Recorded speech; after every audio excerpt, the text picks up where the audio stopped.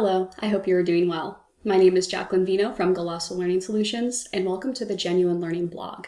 Today, we are going to talk about something that is very interesting, which is a report that has been released by the AICPA's National Pipeline Advisory Group, or NPAG for short.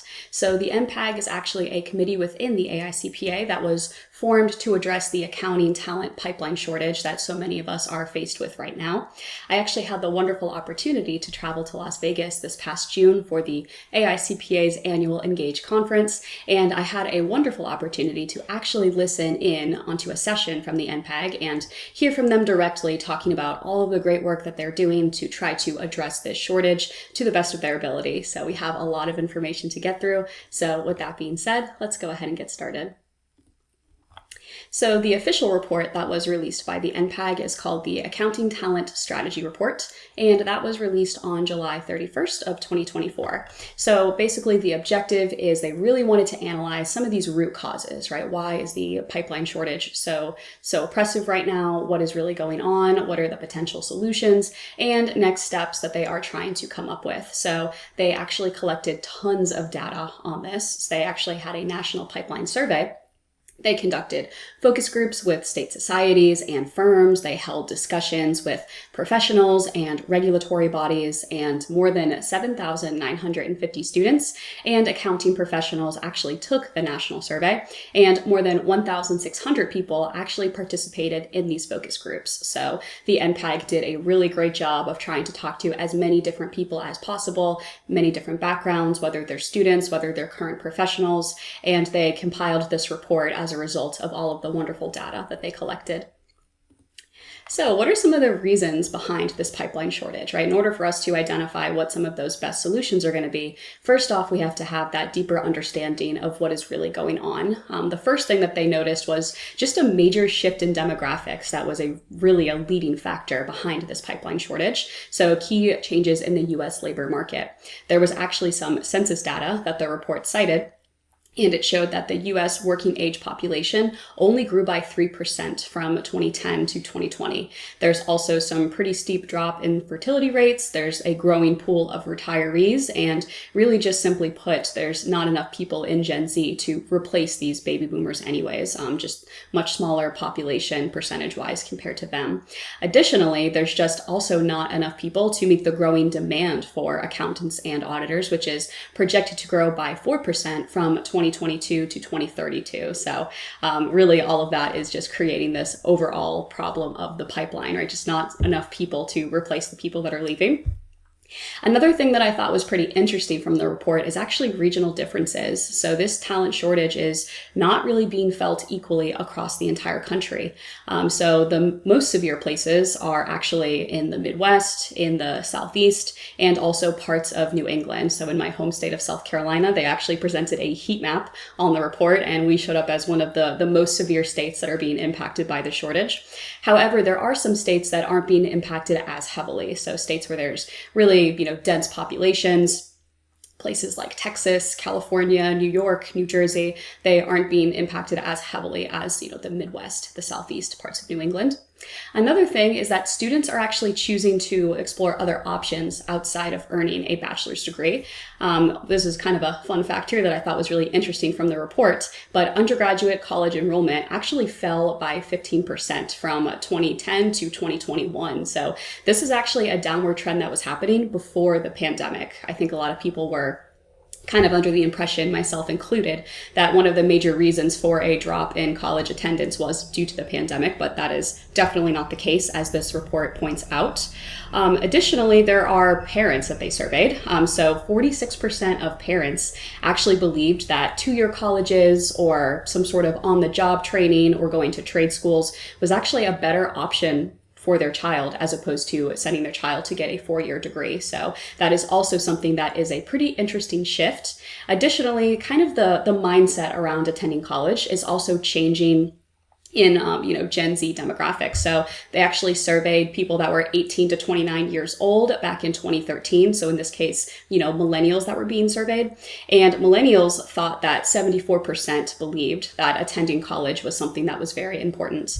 However, in 2019, it was only 41%, right? So a pretty steep decline around the perceptions of getting a four-year degree. And last but certainly not least, students are actually choosing other majors. And I'm actually somebody that I used to recruit for a small firm that I interned at Clemson University, which is my alma mater. And I remember when I was, in the room with all of the other firms, I used to think, I'm in competition with all of these other firms to get the top talent. And the truth is that is kind of a misguided view. Really, accounting as a whole, our profession is really in competition, not firm to firm, but we're competing with all the STEM majors.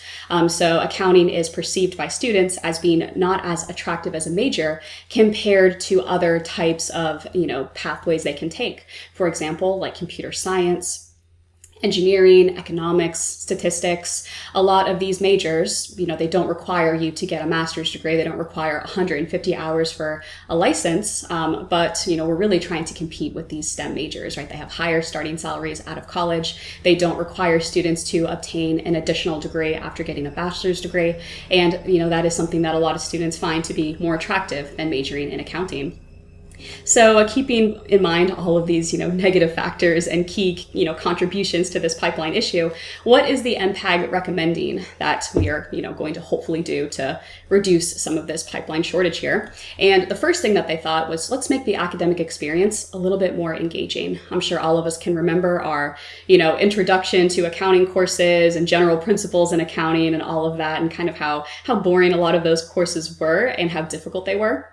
In my college, at least, it was definitely something that was a weed out course, and it wasn't really taught to be the most engaging experience. It was just the debits and credits, the financial statements. There wasn't really any people and professionals coming in to talk about what their experience was like in accounting. We really didn't talk about all of the job opportunities in accounting. So NPAG is saying, let's change that. They really want to revamp what is taught in principles of accounting. They want to harness technology to bring the content to life in different ways. They want to have different mentors and champions and professionals come in and talk to students. So students are aware of really all of the different avenues that are available to them if they choose to become licensed CPAs and go that route with their life.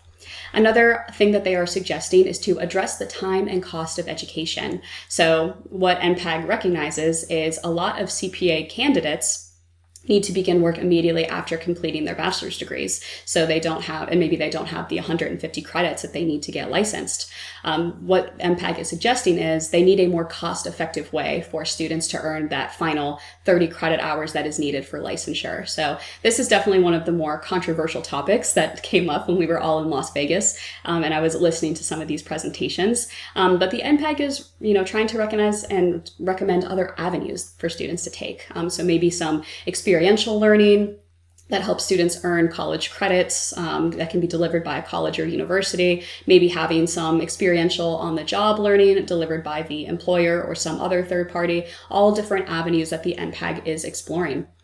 Another thing is grow support for CPA exam candidates, right? So they are trying to address the cost of the exams, rewarding individuals for passing parts of the exams, encouraging employers to offer flexibility and time off for students to study and take the exams, and also trying to simplify the application process and revamping the exams themselves. So kind of, stepping away from just your basic, FAR, audit, reg, and BEC. Now they're, pursuing alternative routes for that, which is another kind of whole topic in and of itself. Prioritizing strategies to expand across underrepresented groups. So in this case, they talked about, targeted messages to those types of individuals, closer relationships, working with minority serving institutions as well, just to get the word out there, try to garner interest from some of these underrepresented groups. Enhancing the employee experience, another wonderful recommendation. This one is going to be on the employers though. This is where we talk about having those higher starting salaries for accounting to compete with STEM majors. Also having better work-life balance, better, more manageable workloads for students. These are all things that students have really negative perceptions of when they're in college. And last but certainly not least, tell a more compelling story. I know I'm no exception to this. I feel like when people would ask me about public accounting, I would kind of bond with other people over some of the horror stories, right? The busy season hours, how difficult some of that work really can be. But as a whole, we really don't do a good job selling the positives of the profession. So the last thing that the NPAG is pushing for is really this grassroots effort for everybody that does have a CPA license or is in the accounting field, also talking about some of those positives, right? Talking about the many opportunities that you can have, your future earning potential. There really are a lot of positives, a growing demand for the profession. So we need to sell those in addition to talking about our, horror stories, so to speak. So this was definitely a lot of information. So where can you find this report? What we have done is I have linked this report in to the NPAG. It takes you directly to that report, and it really is an interesting read. I would definitely encourage anyone to read it if they want to get some more information on this. But once again, my name is Jacqueline from Galasso Learning Solutions, and thank you so much for attending this blog. I hope you have a wonderful rest of your day, and I also hope to see you on a future blog. Thank you and have a good day.